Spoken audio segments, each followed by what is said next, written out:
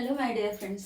So जेव्हा आपण physics शिकतोय ओके, तेव्हा आपल्याला क्वांटिटेटिव्ह ॲनालिसिस करणं गरजेचं आहे, कारण physics is a quantitative subject. Okay, मग तिथे क्वांटिटेटिव्ह सब्जेक्ट असल्यामुळे क्वांटिटी आली, त्याचं मेजरमेंट आलं. ओके, म्हणजे व्हॉट आर फिजिकल क्वांटिटीज, समजा मास आहे, ओके, टेम्परेचर आहे, देन लेंथ आहे, वेलॉसिटी आहे, डिस्टन्स आहे, हे सगळ्या फिजिकल क्वांटिटीज आहेत. मग त्या मेजर करताना आपल्याला काय करावं लागतं, तर युनिट्सचा उपयोग करावा लागतो. So what are units? समजा आपल्याला मास मेजर करायचं आहे. आपण एखाद्या फळांच्या दुकानात गेलो, फ्रुट्स घेण्यासाठी गेलो, तर आपण काय करणार, जर आपल्याला डझन माहिती असेल, म्हणजे तिथे आपण क्वांटिटीज घेतोय. Okay, 12 bananas is equal to 1 dozen. Okay, किंवा आपल्याला जर मास मेजर करायचं असेल, समजा आपल्याला ॲपल घ्यायचे 1 kg ॲपल, तर आपण त्याला सांगणार की 1 kg ॲपल द्या. ओके, आपण असं सांगणार नाही की एवढे एवढे. ओके, 1 ॲपल द्या, 2 ॲपल द्या. तर ॲपल घेताना आपल्याला के-जी हे स्टँडर्ड यूज करावं लागेल. म्हणजे जेव्हा आपण क्वांटिटी मेजर करतो तेव्हा आपल्याला काही स्टँडर्ड यूज करावं लागतं. जसं आपण समजा कापड विकत घेतो. ओके, सो ते क्लोथ विकत घेताना, ओके, तर तेव्हा आपल्याला काय करावं लागेल, तर दुकानदाराला सांगावं लागेल की 1 मीटर कापड द्या, किंवा 2 मीटर, किंवा 50 सेंटीमीटर. असं नाही की हां एवढं एवढं कापड द्या मला, असं सांगू शकत नाही आपण. सो तिथे एक स्टँडर्ड त्यांना सांगणं गरजेचं आहे. तेव्हा आपल्याला तेवढ्याच लेन्थचा, किंवा जेवढी क्वांटिटी आपल्याला हवी आहे तेवढ्या क्वांटिटीचं आपल्याला ते कापड मिळेल. येस, जसं टेम्परेचर मेजर करणं, तर टेम्परेचर आपण ठीक आहे, टेम्परेचर आपण हात लावून मेजर करू शकत नाही, तर थर्मोमीटर जर आपण यूज केला तर तिथे आपल्याला एक्झॅक्टली समजेल की ते टेम्परेचर किती, 70 डिग्री आहे, 30 डिग्री आहे, किंवा मग 100 डिग्री झालं. ओके, किंवा हाईट आहे. हे सगळं आपल्याला त्या स्टँडर्ड्सचा यूज करून समजू शकतो. सो हे जे स्टँडर्ड्स आहेत ते कसे आपण, किंवा क्वांटिटी मेजर करताना कसं करतो, तर आपण एक त्याच्या पुढे नंबर यूज करतो आणि त्याच्या पुढे ते स्टँडर्ड यूज करतो. समजा 1 kg. Okay, so 1 kg of our Apple, तर आपल्याला पुढे 1 लिहावं लागेल. ओके, 1 kg, आणि त्याच्या पुढे ते युनिट आपल्याला लिहावं लागेल. सो ह्या सगळ्या स्टँडर्ड्सलाच आपण काय म्हणतो, युनिट्स. जे स्टँडर्ड्स आपण यूज करतो मेजरमेंट करण्यासाठी त्यांना आपण काय म्हणणार आहोत, युनिट्स. ओके, समजा 5 मीटर ऑफ क्लोथ. सो 5 पुढे क्वांटिटी लिहावी लागेल आणि त्याच्या पुढे मीटर.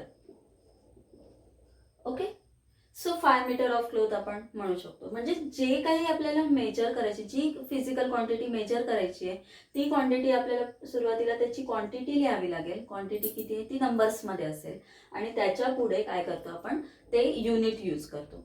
ओके, समजा वेलॉसिटी, आपल्या व्हेकल्सची वेलॉसिटी आपण मेजर करतो. ओके, किंवा इंडिकेटरमध्ये आपल्याला दिसत असते, काय असते, तर 60 किलोमीटर पर अवर.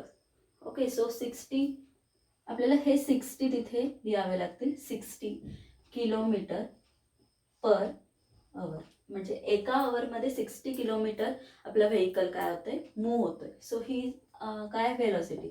सुरुवातीला आपण नंबर, क्वांटिटी यूज केली, त्याच्यानंतर युनिट यूज केलं. हे एक स्टँडर्ड आहे की कशासाठी, तर मेजरमेंटसाठी. ओके, आता कोणते कोणते असे युनिट्स आपण यूज करतो, तर आपल्याला माहिती आहे काही सिस्टीम्स ऑफ युनिट्स आहेत. ओके, म्हणजे CGS. CGS म्हणजे सेंटीमीटर,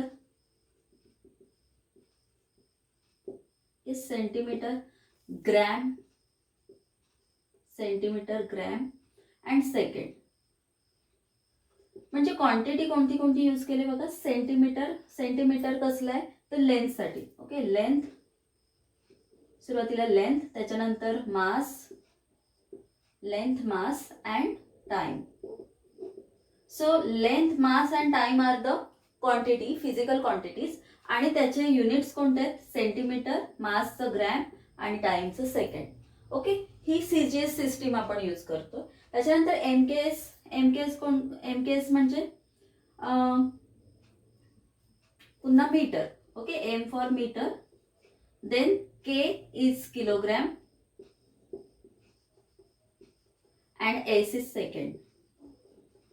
सिमिलरली PFS, लेंथसाठी लेंथसाठी F म्हणजे फूट.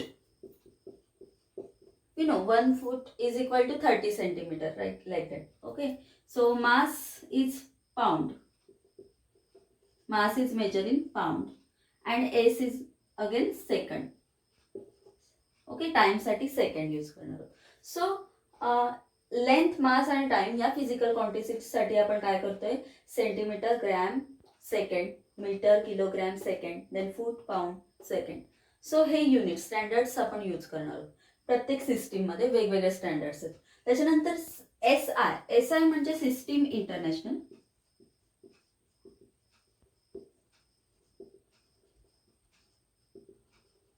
सो ही जी सिस्टीम आहे, युनिटची सिस्टीम, ती ऑल ओव्हर द वर्ल्ड आता यूज केली जाते, सिस्टीम इंटरनॅशनल. ओके, हे एक स्टँडर्ड ॲक्सेप्ट केलेलं आहे सगळ्या युनिवर्समध्ये.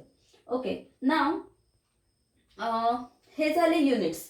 Okay, system of units. आता ही जे एस आय सिस्टीम आपण यूज करणार आहोत, त्याच्या पुढे जे काही आपण युनिट्स बघणार आहोत, एक तर CGS किंवा MKS, म्हणजे हे जे CGS MKSचं मिळून आपलं SI युनिट त्यांनी तयार केलेले आहेत. सो SI युनिट्स आपण प्रत्येक क्वांटिटीसाठी आता यूज करणार आहोत. ओके, देन आपल्या जे फिजिकल क्वांटिटीज आहेत, ओके, मास, टाइम, हे तर आपण बघतोय, लेंथ, त्याच्यानंतर velocity, then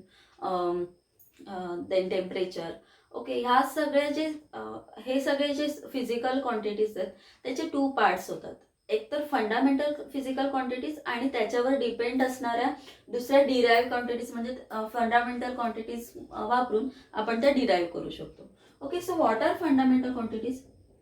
the physical quantities which do not depends on other physical quantities, okay, for their measurements. म्हणजे बघा, मास आहे. So mass is the fundamental quantity, कारण मास, एखाद्या वस्तूचं मास आपण घेतलं, समजा 1 kg मास आहे, तर ते दुसऱ्या कोणत्या क्वांटिटीवर डिपेंड आहे का? समजा एक आपण 1 kgचा एक फ्रूट घेतला आणि दुसरं फ्रूट असेल 2 kgचं, तर त्या दोघांमध्ये काही इंटर रिलेशन आहे का? म्हणजे त्याच्या काय म्हणूया, 1 kg मास आणि 2 kg मास हे एकमेकांशी इंटर रिलेटेड नाही. तर 1 kg 1 kg राहणार आहे, 2 kg 2 kg राहणार आहे, राईट. म्हणजे किंवा लेंथ म्हणूया, एखादा मास त्याच्या लेंथवर डिपेंड असेल का? ठीक आहे, तर नाही. जे मास आहे ते मासच राहणार आहे आणि लेंथ आहे ती लेंथ राहणार आहे. सो लेंथ म्हणूया आपण, किंवा मास म्हणूया, टाईम म्हणूया, हे दुसऱ्या कोणत्या तरी फिजिकल क्वांटिटीवर डिपेंड नाही आहेत, ते फंडामेंटल आहेत. Okay, so fundamental physical quantities are those physical quantities which do not depends on other physical quantity for their measurements. Okay, so mass measure करताना आपल्याला लेंथ मेजर करायची गरज नाही आहे, किंवा टाइम मेजर करायची गरज नाही आहे, किंवा टाइम मेजर करताना आपल्याला त्या गोष्टीचं मास मेजर करण्याची गरज नाही आहे. ओके, दे आर सेपरेट, म्हणजे ते इंडिव्हिज्युअल आहेत. ओके, इंडिव्हिज्युअली आपण त्यांचं कम्प्लिटली आपल्याला समजू शकतं की त्याचा वेट किती आहे, मास किती आहे, किंवा तो टाइम किती आहे, किंवा ती लेंथ किती आहे. So length is not depend on mass is not depend on length. Okay, so that are fundamental quantities. आणि हे त्या फंडामेंटल क्वांटिटीज आपण कोणत्या युनिट्सने काय करतो, मेजर करतो, तर त्यांना म्हणणार आपण fundamental units. Okay, so fundamental quantities measure करण्यासाठी जे युनिट्स वापरले जातात त्यांना आपण म्हणणार फंडामेंटल युनिट्स म्हणू शकतो. ओके, सो व्हॉट आर आता आपल्याला माहीत असलेल्या फंडामेंटल क्वांटिटीज आहेत length, mass, time, temperature, electric current, luminous intensity and amount of substance. So ह्या ज्या 7 क्वांटिटीज आहेत त्या फंडामेंटल क्वांटिटीज आहेत, त्या एकमेकांवर किंवा दुसऱ्या कोणत्या तरी क्वांटिटीवर डिपेंड नाही आहेत. ओके, सो SI सिस्टीम मध्ये त्यांचे युनिट्स काय आहेत? सो लेंथची SI सिस्टीम मध्ये युनिट आहे मीटर,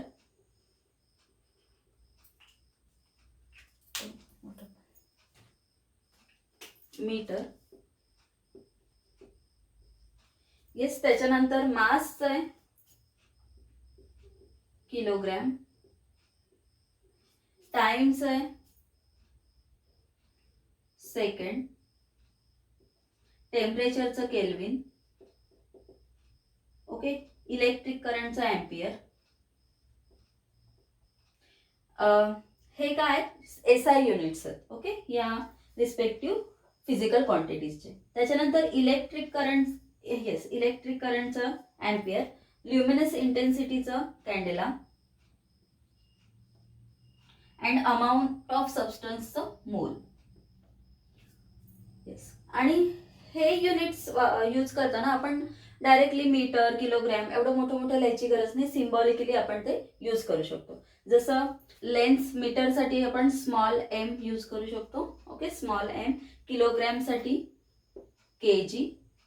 येस, त्याच्यानंतर सेकंडसाठी स्मॉल एस, केल्विनसाठी कॅपिटल के, अँपियरसाठी कॅपिटल ए, कॅन्डेलासाठी capital C, and मोलसाठी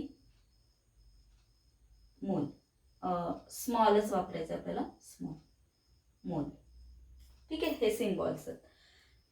okay, so these are fundamental quantities and their respective units आणि त्यांचे सिम्बॉल्स.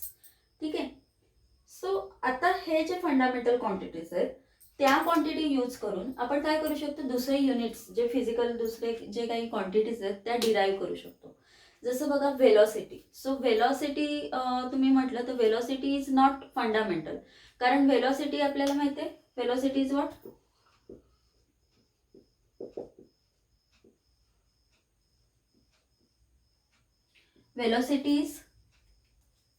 velocity is distance किंवा आपण डिस्प्लेसमेंट म्हणूया, displacement of any particle with respect to time. एका time interval मध्ये किती डिस्प्लेसमेंट होते त्याला आपण व्हेलॉसिटी म्हणतो. ओके, त्या पार्टिकलची. सो डिस्प्लेसमेंट म्हणजेच काय, तर लेंथ. ओके, लेंथ असणार आहे. सो डिस्प्लेसमेंटसाठी आपण काय वापरतो, युनिट मीटर, आणि टाइमसाठी काय वापरतोय, second, SI unit. Okay, so symbolically metre per second हे काय असणार आहे, व्हेलॉसिटीचं unit,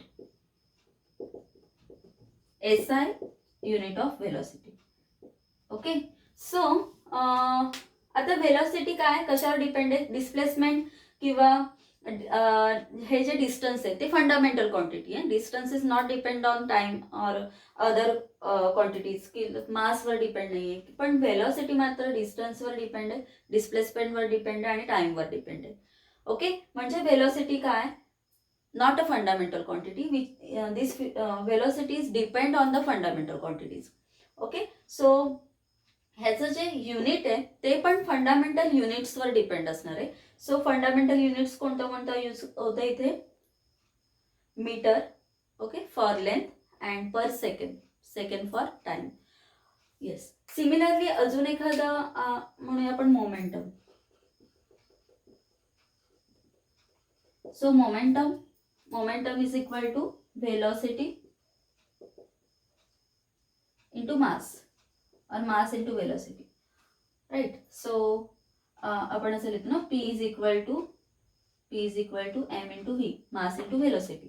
okay, so momentum is depend on mass and velocity. So velocity is not fundamental quantity but mass is the fundamental quantity. Okay, आणि velocity काय तर metre per second किंवा displacement upon time. So व्हेलॉसिटीला derive करायला पण आपल्याला fundamental quantity लागताच. म्हणजे कोणतीही क्वांटिटी आपल्याला जर एक्सप्रेस करायची असेल, मेजर करायची असेल, तर तिला काय पाहिजे, तर फंडामेंटल क्वांटिटीचं गरज आहे. फंडामेंटल क्वांटिटीची गरज आहे म्हणजे फंडामेंटल युनिट्सची गरज आहे, राईट. म्हणजे आता मोमेंटमचं युनिट कसं मेजर करणार आपण, युनिट ऑफ मोमेंटम. सो मासचं युनिट इज किलोग्राम, SI मध्ये बघतोय आपण. ओके, SI unit of P. So माससाठी आपण वापरतो किलोग्राम, अँड व्हेलॉसिटीचं युनिट आपल्याला माहिती आहे, into metre per second. Okay, so हे युनिट आपण कसं लिहू शकतो, किलोग्रॅमचं symbol kg, metre per second. kg metre per second, right. किंवा आपण असं पण लिहू शकतो kg और kg metre per second. Okay, second पर सेकंड तुम्ही डिनॉमिनेटरमध्ये सेकंड लिहा किंवा न्यूमरेटरमध्ये लिहिताना रेस टू -1 असं पण लिहू शकतो. ठीक आहे. सो फंडामेंटल क्वांटिटीजवर आपल्या बाकीच्या सगळ्या फिजिकल क्वांटिटीज डिपेंड असतात आणि त्यांना आपण डिराईव्ह करू शकतो फंडामेंटल क्वांटिटी यूज करून, किंवा त्यांचे युनिट्स पण आपण फंडामेंटल युनिट्स यूज करून डिराईव्ह करू शकतो, राईट.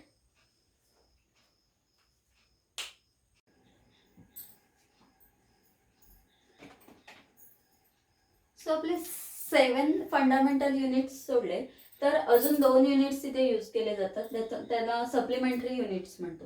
ओके, सो हे पण फंडामेंटल युनिट्समध्ये आपण घेऊ शकतो, but they are depend on other 2 quantities, म्हणून त्याला एकदम आपण फंडामेंटल युनिट नाही पण सप्लिमेंटरी युनिट्स म्हणू शकतो. Okay, so plane angle and solid angle. Okay, what is plane? तर प्लेन आपल्याला माहिती आहे 2 डायमेन्शनल सिस्टीम असते. ओके, जिथे X axis Y axis, right. आता 2 डायमेन्शनल आपण सर्कल जर म्हटलं तर सर्कल इज द 2 डायमेन्शनल. ही ओरिजिन आपण घेतलं किंवा इथे सेंटर आहेत तुमच्या सर्कलचं, तर मग circle is the 2 dimensional system, किंवा 2 डायमेन्शनल सिस्टीम्सलाच आपण 2D किंवा त्याला आपण प्लेन म्हणतो. ओके, प्लेन हा जो बोर्ड आहे तो प्लेनर सिस्टीम आहे, म्हणजे त्याला 2च ॲक्सिस आहे, एक तर एक्स ॲक्सिस आणि Y axis. Yes, so planar system म्हणूया किंवा 2 डायमेन्शनल सिस्टीम म्हणूया. त्याला आता हा जो सर्कल आहे, सर्कल कसा फॉर्म होते, समजा एक्स ॲक्सिस आपण घेतला रेफरन्स पॉईंट आणि इथून एखादा पॉईंट मूव्ह व्हायला सुरुवात झाली अलॉंग दिस सर्क्युलर पाथ. ओके, आणि पुन्हा एक्सवर आलं तर हा पार्टिकल काय करतोय, तर असा अँगल ट्रेस करतोय. Okay, with respect to the centre of that circle. So इथे जो अँगल फॉर्म होतोय, हा पार्टिकल मूव्ह होताना तो कसं सर्कम्फरन्सच्या अलॉंग मूव्ह होते, सर्कम्फरन्सच्या बरोबरीने तो मूव्ह होतोय. ओके, सो ही जी आर्क ट्रेस करतो, ओके, या आर्कमुळे येस एक्स पासून समजा हा पी पॉईंट आहे, पी पॉईंट पर्यंत जायला ही आर्क ट्रेस करतोय, बरोबर. सो ही आर्क ट्रेस करताना इथे अँगल किती फॉर्म होतोय, तर थीटा एवढा अँगल फॉर्म होतोय, right. That theta is the plane angle आपण त्याला म्हणतोय. ओके, आता हा एकदम स्मॉल असेल अँगल, त्याला आपण डी थीटा म्हणूया. ओके, तर मग कसं होईल, हा एक्स ॲक्सिस आहे आणि एक स्मॉल अँगल ट्रेस केलाय ओरिजिन पासून डी थीटा. ओके, आणि इथे आर्क फॉर्म होते, तिला आपण म्हणूया ds. ओके, आणि ही काय असणार आहे, radius of this circle, radius असणार आहे त्या सर्कलची, ही रेडियस असणार आहे ना r, right. So D theta काय मिळतं आपल्याला, डी थीटा आपण लास्ट स्टँडर्ड मध्ये बघितलं असेल, theta is equal to S upon R. S is the आर्कची जी हे असते, ओके, लेंथ असते. सो ds अपॉन आर म्हणूया. Okay, so D theta is equal to ds upon R. So this is your plane angle. Plane angle काय म्हटलं, circle form करताना ही जी आर्क आहे, arc upon the radius is your plane angle. Okay, so this is the supplementary unit. And आता हे झालं ds upon R, याला आपण रॅडियन म्हणून म्हणतोय. काय म्हणतोय, radian. So radian is the supplementary unit. या डी थीटाचं युनिट काय येणार, रॅडियन, किंवा आपण त्याला RAD असं फक्त म्हणू शकतो, किंवा सिम्बॉलिकली आपण थीटा रॅडियन असं लिहितो, right. So this radian is the supplementary unit. Okay, हे झालं सर्कल. आता आपण स्पियर कम्प्लीट घेतला. Sphere is the 3 dimensional system. Okay, म्हणजे आपण सॉलिड अँगल त्याला म्हणणार आहोत. हा जो थीटा आहे त्याच्या जागी आपल्याला सॉलिड अँगल कन्सिडर करायचा. हा प्लेनर अँगल आहे ना. सो सॉलिड अँगल काय असेल, सॉलिड अँगलमध्ये आपल्याला 3 डायमेन्शनल सिस्टीम कन्सिडर करावी लागेल. ओके बघा, एक्स, वाय आणि झेड 3 डायमेन्शनल सिस्टीम आहे. हे एकमेकांना परपेंडिक्युलर असतील, तुमचे पूर्ण एक्स, वाय आणि झेड एकमेकांना परपेंडिक्युलर असतील.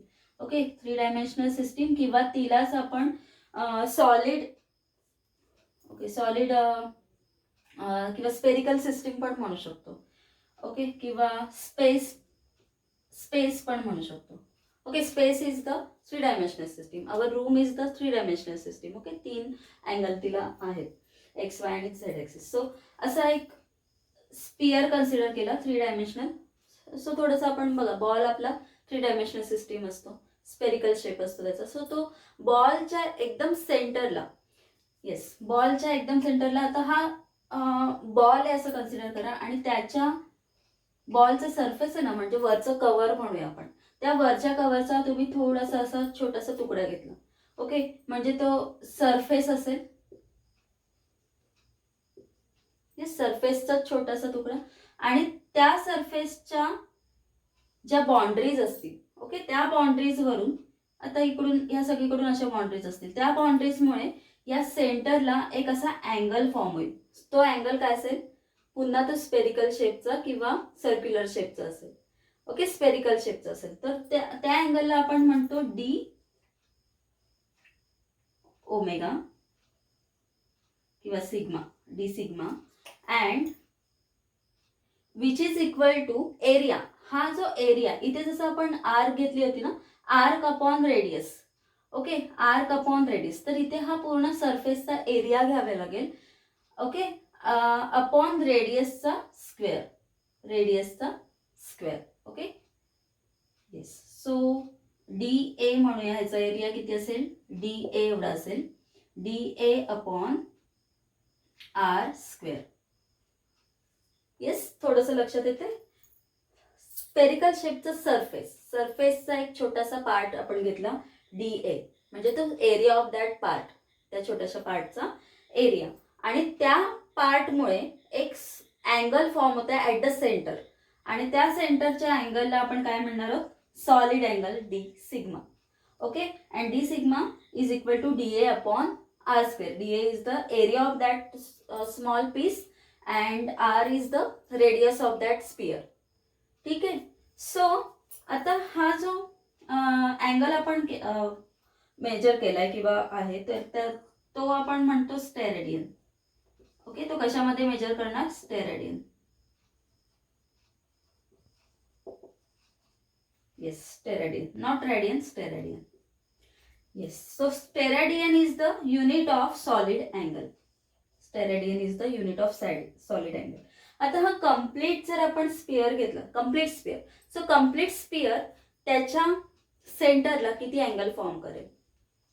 येस, बघा, कम्प्लीट काय आपलं, D theta is equal to D A upon R square. D A is the area, surface area. So surface area of the sphere आपल्याला माहिती आहे 4 पाय आर स्क्वेअर,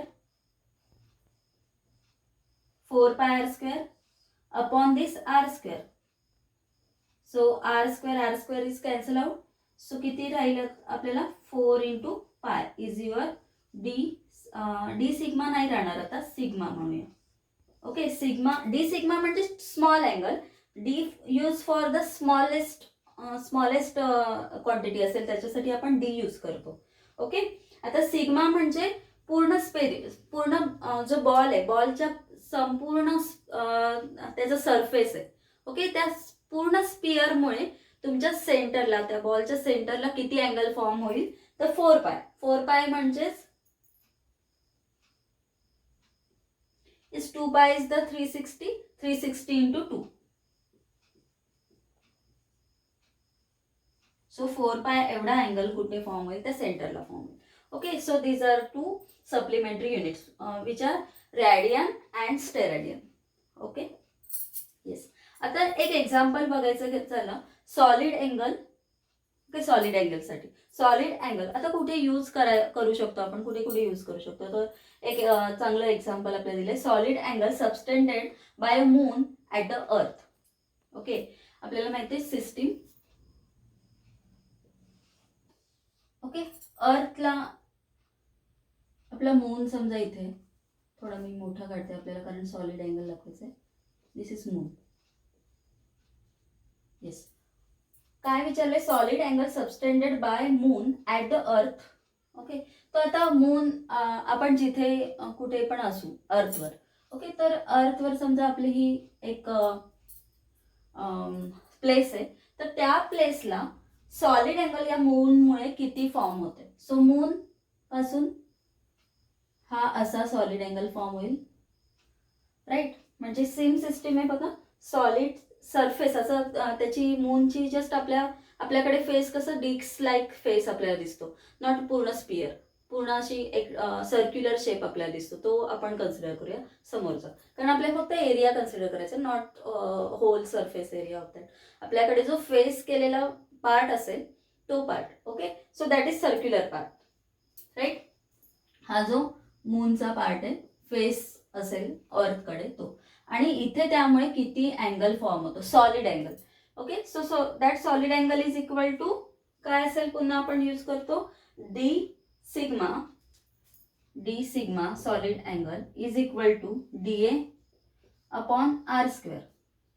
बरोबर. आता ही जी मून आहे तिचं आपल्याला काय करायचं, रेडियस घ्यावी लागेल R². ओके. सो डायमीटर आपल्याला दिलेले 3474 kilometre. Yes, diameter of this moon. So radius काय येईल, half of this diameter. Right. So R आपल्याला मिळेल, R is equal to, not like R, आपल्याला ह्याचा सरफेस एरिया कन्सिडर करायचा आहे. So surface area is equal to, circle आहे ना, सो सर्कलचा सरफेस एरिया काय असतो, किंवा सर्कलचा एरिया आपल्याला दिसणार आहे. ओके. सो सर्कलचा एरिया काय असतो, πr² ना, πr². Okay. So pi into radius, radius काय असेल 3474/2 चा स्क्वेअर आपण असं करू शकतो. ओके. रेडियसचा स्क्वेअर. सो अपॉन 2 करून घ्या, pi into, this is the area of moon. मूनची डिक्स असेल तिचा एरिया. ठीक आहे. सो जस्ट डिवाइड करा 2 ने. आणि दिस आर, हा जो आर आहे ना, तो आर काय असेल, तर हे डिस्टन्स आहे. कारण आपल्याला काय पाहिजे, हे बघा, सॉलिड जो स्पियर आहे त्याची रेडियस आहे ना. सो हे या सरफेस एरियापासून सेंटर पर्यंतचं डिस्टन्स काय असेल, R. Okay. So this is your R. हा अँगल तिथे डी सिग्मा फॉर्म होतो. So this is equal to D sigma is equal to, and that distance is given 3.848 into 3.84 into 10⁸ metre. Okay. So ह्याचा आपल्याला काय करावं लागेल, square.